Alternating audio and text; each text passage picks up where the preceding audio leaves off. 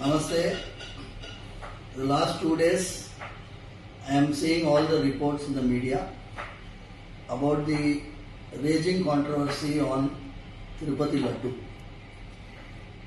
It is not a controversy.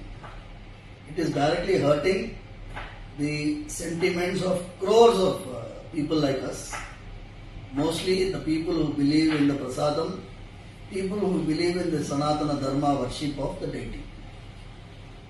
What has happened is, we have been already saying that the process of tendering, when you purchase items for the Swami, like the ingredients for Laddu, you go for a lowest bidder.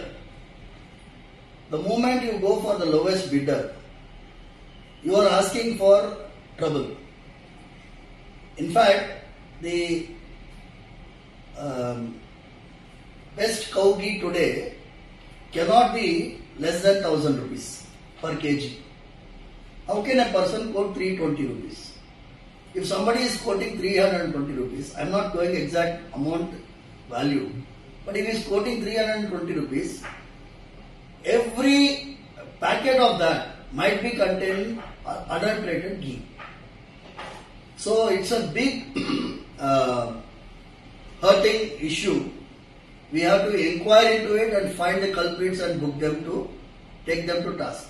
Number one, I appreciate the statement of Honorable Deputy Chief Minister of Andhra Pradesh, Sri Pawan Kalyan Garu, because he has said there should be a national level Dharmika Parirakshana Parishad. We have been talking about that the same way.